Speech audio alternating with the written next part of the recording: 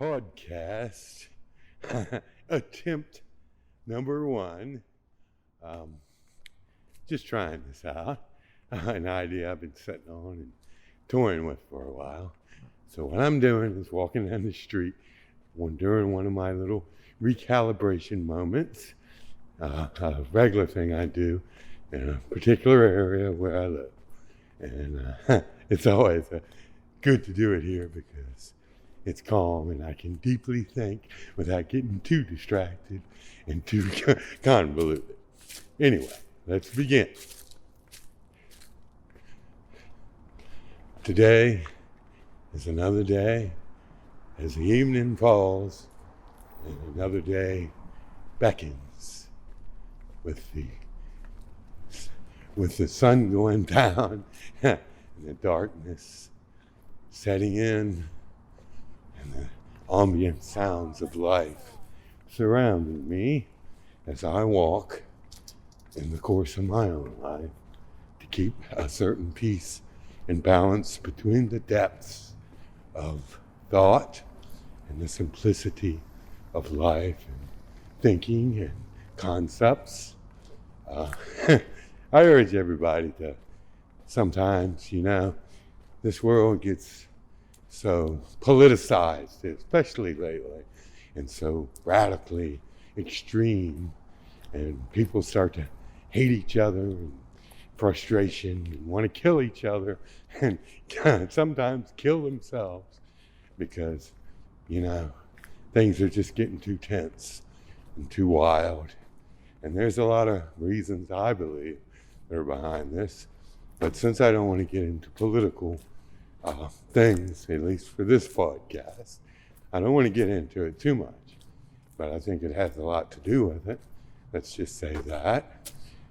Sometimes we need to step back, walk the streets, so to speak. There's a show I used to really like a lot.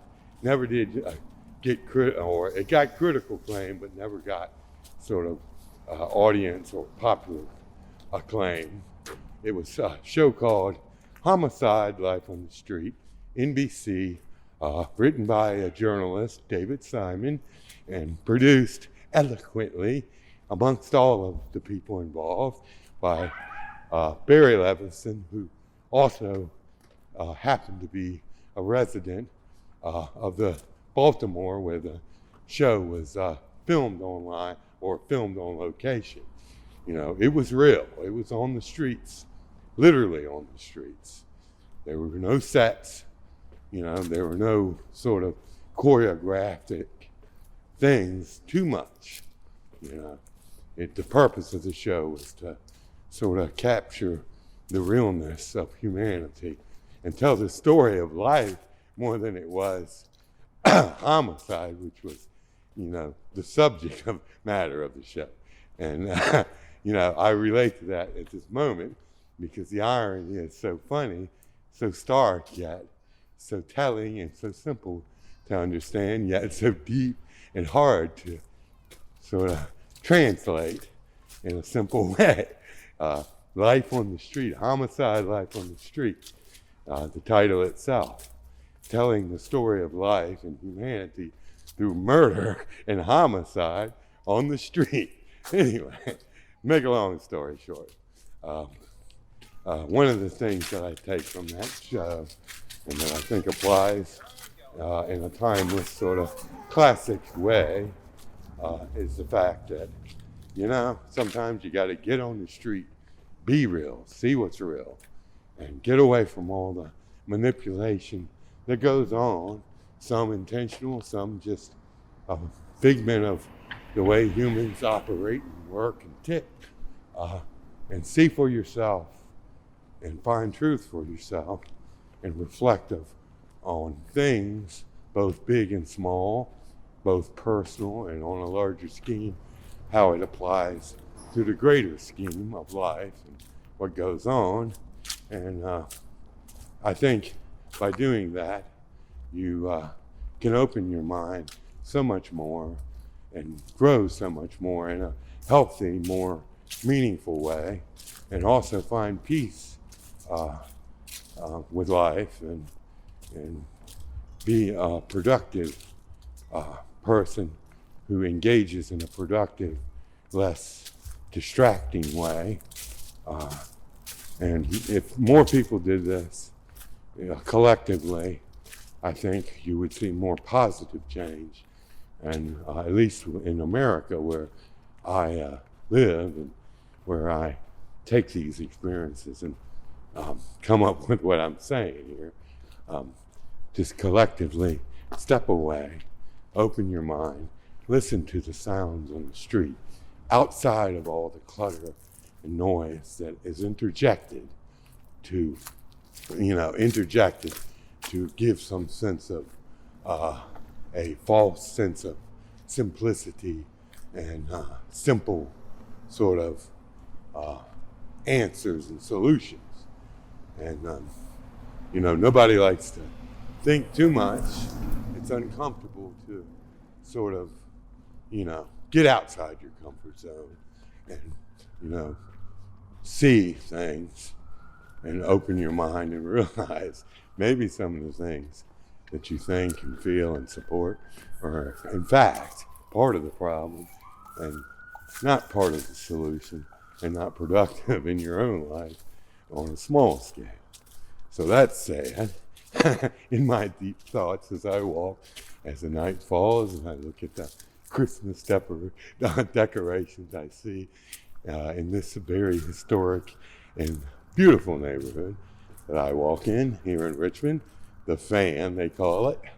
I'm in a particular section that is just sort of eloquent and classic. There's always a little surprise, yet there's such a traditional classicism, contrast. And it all sort of keeps you challenged and keeps you thinking in different ways and challenges some of your beliefs and thoughts and challenge you to look at things in a different way and take from the past but not obsess over it and not try to create it, but to create the same concept of a timeless grace. And this area sort of has a timeless grace, even though it was built and designed 100 plus years ago, just after the Civil War, ironically.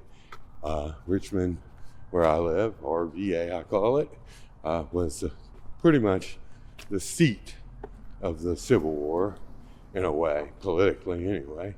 And, a lot of history here, a lot of division, a lot of ugly things, but a lot of grace mixed in.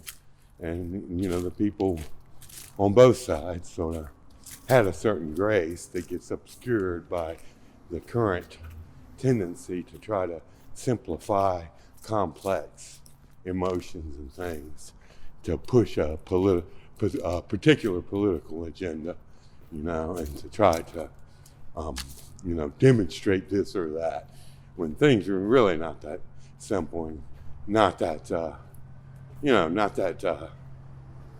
easy to demonstrate. A lot of Southerners and a lot of people that fought for the Southern cause were not necessarily racist or white supremacists, but just people who believed in something and fought for it. And, it's not, you can say what you will, believe what you will, but the fact is nothing's black and white.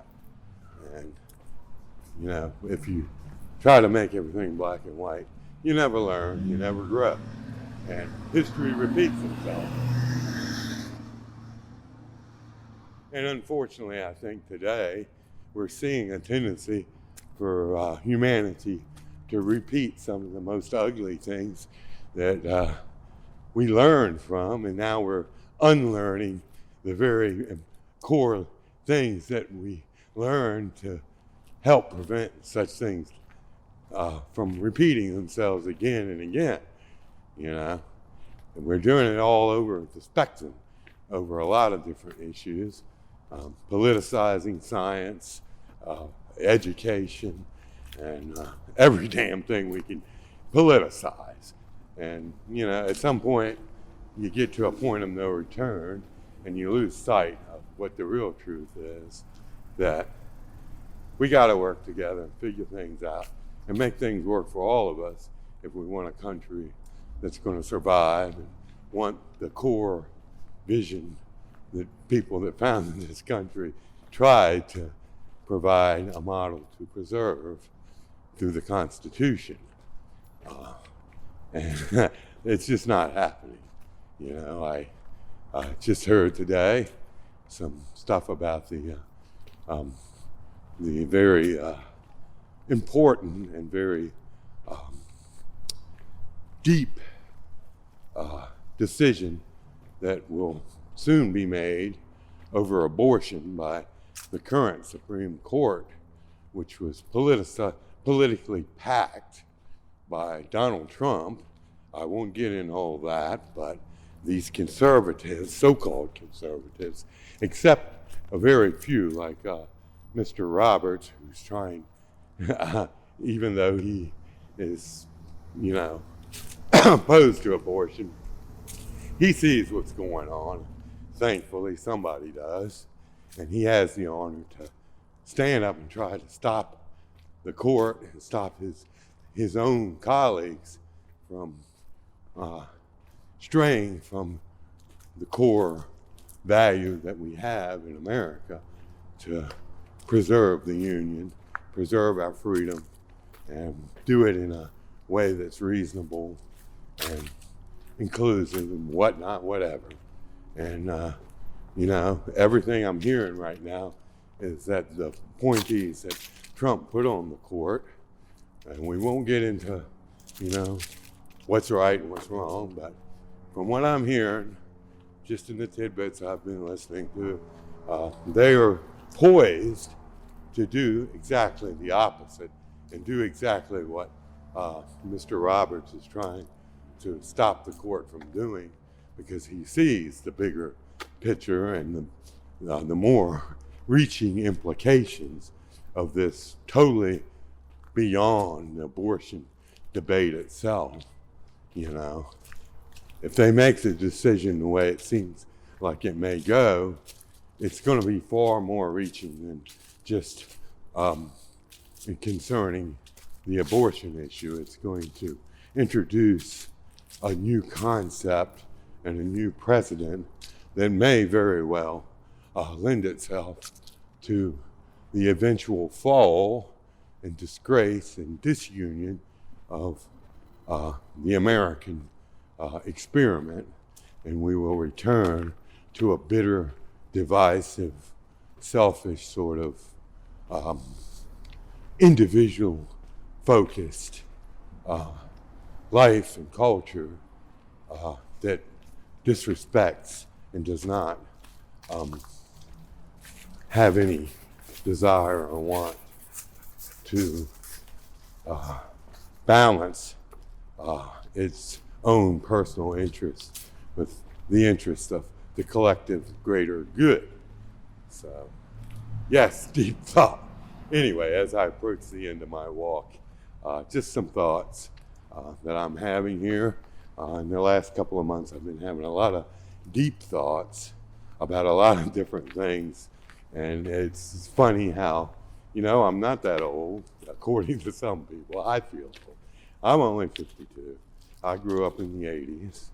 And it's just funny how you start to connect all these little dots, and they just keep connecting in so many strange and almost seemingly irrelevant ways, yet so relevant at the core, you know. And it seems like people today just rely on Twitter logic, Insta logic, and they don't think, and they don't make these connections. They don't think in a grander, greater scheme. So what we have is an inability to evolve and progress in a healthy way, and we're killing ourselves, and we're doing it right in front of our own eyes. We sort of know what we're doing, yet we don't want to see it or admit it to ourselves, much less on a greater scale collectively, and admit that what we're doing is the wrong way, and that we need to sort of find a way that's better more healthy for the future of our own life and the lives of generations ahead of us, like our children, and not leave them with the problem to deal with, instead of deal with it before it becomes a problem for them that they may not be able to solve and have to go through the same agony trying to solve it, you know. I'm old-fashioned in a way. I'm a liberal. Don't make no bones about it. But, you know, at some point, you know, you do have to sort of trade off things and evolve and engage different perspectives and try to adapt and sort of include things that you might not want to include for the greater good of the kids that you may raise or conceive, you know, and even kids you may never have, but just do it because it's the right thing, not necessarily perfect or perfectly right thing, but better than what we have today. So that's my 2 cents for today. I may call this podcast my 2 cents just because I don't know what I'm going to say or how I'm going to say it. I'm not going to script any of this.